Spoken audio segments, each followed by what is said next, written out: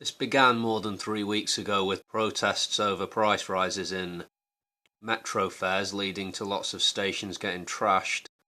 But there is considerably more to it than that. Income inequality and the rising cost of living, as well as government corruption.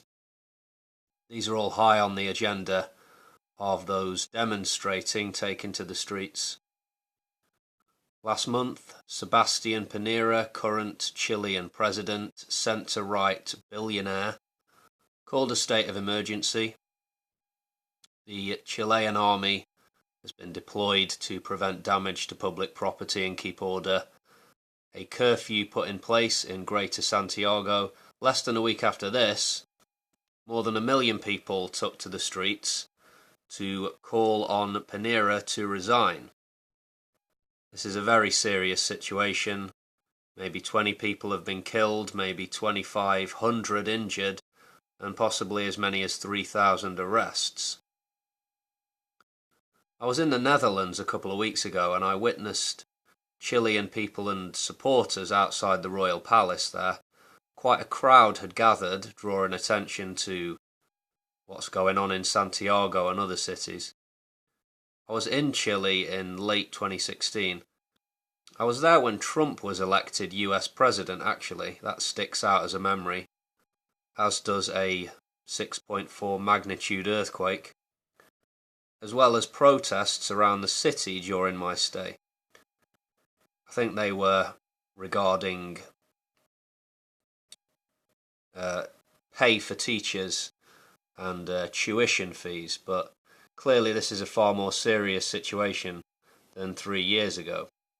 Soldiers on the streets naturally brings back memories of the Pinochet regime, which was essentially a fascist dictatorship which ruled the country with an iron fist from 1973 until 1990.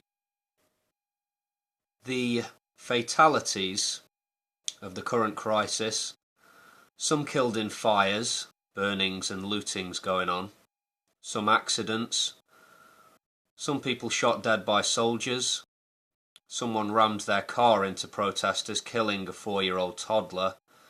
There was one incident of a cop assaulting a doctor, the doctor saying he suspected the cop was under the influence of drugs.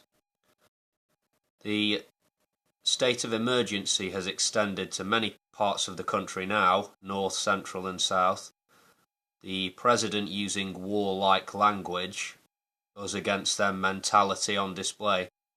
He said, quote, "We are at war against a powerful enemy that doesn't respect anything or anyone." Many complaints of human rights abuses against the police have been made. Piñera obviously defending himself and defending the police.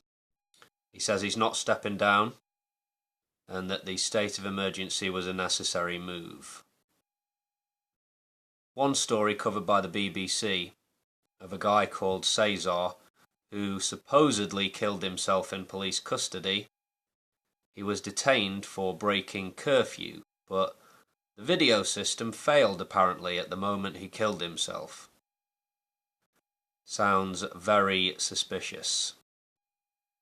The president has replaced several ministers, a small increase in the minimum wage and a tax hike for the rich as emergency measures, so trying to pour some water on this.